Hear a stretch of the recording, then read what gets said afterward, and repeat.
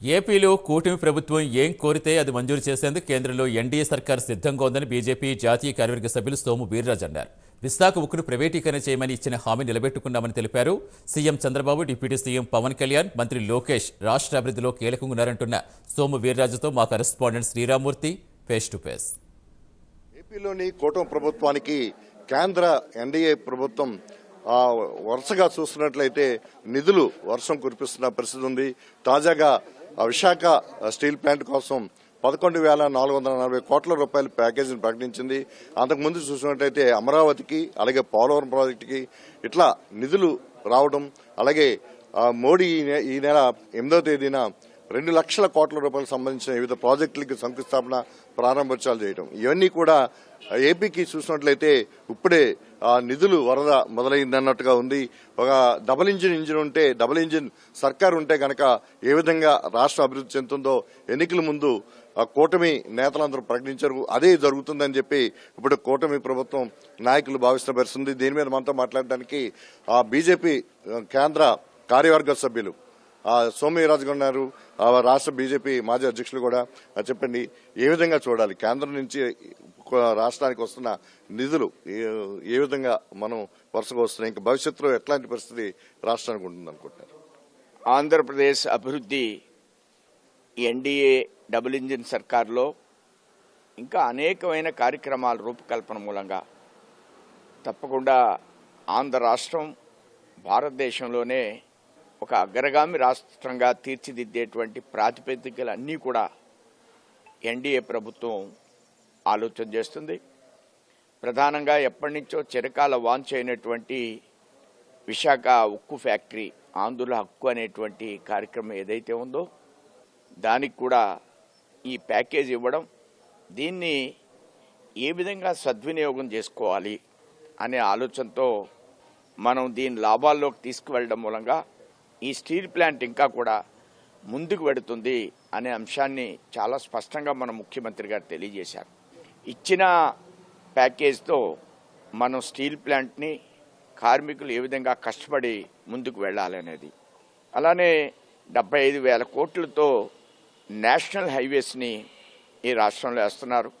65,000 కోట్లతో రైల్వేస్ని అభివృద్ధి పరుస్తున్నారు.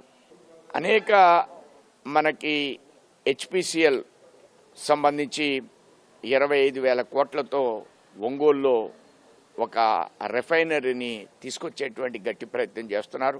ఈ విధంగా ఆ రాష్ట్రంలో ఏదైతే సముద్ర తీర ప్రాంతం ఉందో దానిలో అనేక రకాల ఓడల రేవులే కాదు, ఫిషర్మ్యాన్కి సంబంధించినటువంటి బెర్త్స్ను కూడా నిర్మాణం చేస్తూ అభివృద్ధి సాధించాలి అనే ఆలోచనతో ముందుకు వెడుతున్నారు. విశాఖకి ఏదైతే ప్యాకేజీ ప్రకటించారో ఇది కేవలం ఉపశమనం తప్ప శాశ్వత పరిష్కారం కాదు. శాశ్వత పరిష్కారం కోసం ఇది సేల్లో కలపాలని చెప్పేసి కాంగ్రెస్ అధ్యక్షులు షర్మిల అంటుంది.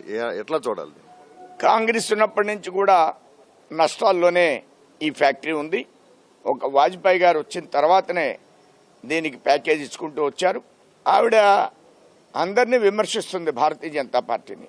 వాళ్ళకున్న శక్తి ఏంటో ఒకసారి ఆలోచించి విమర్శలు చేయాలి. వారు అమిత్ షాని ఇక్కడ రావద్దంటది, దేనికి రావద్దంటదో అర్థం కావడం లేదు. ఆవిడ కొద్దిగా ఆలోచించి శృతిలో మాట్లాడితే మంచిది, గతి తప్పొద్దని భారతీయ జనతా పార్టీ తరఫున ఆవిడని తీవ్రంగా హెచ్చరిస్తున్నాను. అమిత్ షాని రావద్దు, అమిత్ షా పర్యటన మేము వ్యతిరేకిస్తున్నాం. వారెవరని వ్యతిరేకించడానికి, వారికి ఏం అర్హత ఉందని వ్యతిరేకిస్తారు? ఒక హోంమంత్రి ఆంధ్ర రాష్ట్రానికి వచ్చి అభివృద్ధి కార్యక్రమాల్లో పాల్గొంటే మేము దీన్ని బాయ్కాట్ చేస్తాం, దీన్ని వ్యతిరేకిస్తాం, ఇలాంటి చిల్లర మాటలు మాట్లాడొద్దని కాంగ్రెస్ పార్టీ అధ్యక్షురాలు నేను ఘాటుగా హెచ్చరిక జారీ చేస్తున్నాను. అంటే ఇప్పుడు సూపర్ 6 పథకాలు అమలు కావటం లేదు, కేవలం ఇది డైవర్షన్ రాజకీయాలే నడుపుతుందని చెప్పేసి వైసీపీ ఆరోపిస్తుంది. రాష్ట్రంలో మరి పరిపాలన ఇన్ని నిధులు వస్తున్నాయి, ఇంత డెవలప్మెంట్ జరుగుతుంది, ఎట్లా చూడాలి దీన్ని? వాళ్ళు చాలా అభివృద్ధి కార్యక్రమాలు చేశారు, చాలా సామాజిక బాధ్యతతో నేను వ్యవహరించాను, నేను చాలా కార్యక్రమాలు చేశాను అన్నాడు. మరి ఆయనకు 11 ఇచ్చారు. కాబట్టి మాట్లాడేటప్పుడు ఎన్నిస్తే ఎన్ని సీట్లు వస్తాయి అనేది ఒకసారి మాజీ ముఖ్యమంత్రి ఆలోచించాలి. ఏం జరిగితే మరలా అధికారంలోకి వస్తాం, ఎందుకు మీరు ఒక్కసారికే ఓడిపోయారు, దీన్ని ఆలోచించుకుని ఆయన విమర్శ చేయవలసిందిగా నేను ఆయనకి విజ్ఞప్తి చేస్తున్నాను. ఇది సోమవీర్రాజు గారు చెప్తున్నది. ఏదైతే విశాఖ ఉక్కు కర్మాగారం ఏది ఉందో ఆంధ్రుల హక్కు, అదే విశాఖ ఉక్కు అనేది దాన్ని కేంద్ర ఏదైతే కూటమి ప్రభుత్వం హామీ ఇచ్చిందో, ఎన్డీఏ హామీ ఇచ్చిందో దాన్ని అమలు చేస్తుంది. అలాగే రాష్ట్ర అభివృద్ధికి గుజరాత్ తరహాలో అభివృద్ధి చేయడానికి బీజేపీ కట్టుబడింది. ఆ కార్యక్రమాలు కూడా వరుసగా కొనుతాయి. ఏపీ ప్రభుత్వం ఏది కోరితే అది రాష్ట్రంలో అభివృద్ధి చేయడానికి మంజూరు చేయడానికి కూడా సిద్ధంగా ఉంది. ఈరోజు అమిత్ షా పర్యటనని అడ్డుకుంటామని చెప్పేసి వైసీపీ అధ్యక్షురాలు షర్మిల ప్రకటించడాన్ని ఆయన తీవ్రంగా ఖండించారు. ఒక కేంద్ర హోంమంత్రిని అడ్డుకునే దిగిన ముందు తమకు తాము ప్రశ్నించుకోవాలని చెప్పేసి కూడా ఆయన చెప్తున్న పరిస్థితి. మరోవైపు చూసినట్లయితే వైసీపీ 11 సీట్లు ఎందుకు వచ్చాయి, సూపర్ 6 పథకాలు ఎందుకు అమలు జరగట్లేదని చెప్పే వైసీపీ తమకు 11 సీట్లే ఎందుకు వచ్చాయి, గతంలో అనేక సంక్షేమ పథకాలు అమలు చేసిన అప్పటికి కూడా 11 సీట్లు ఎందుకు వచ్చాయో ఒకసారి ఆలోచించుకోవాలని చెప్పేసి కూడా జగన్ ని బీజేపీ కేంద్ర కమిటీ సభ్యులు సోమవీర్రాజు గారు డిమాండ్ చేసిన పరిస్థితి ఉంది. కెమెరామెన్ రామకృష్ణతో శ్రీరామూర్తి, ప్రైమ్ న్యూస్, రాజమండ్రి నుంచి.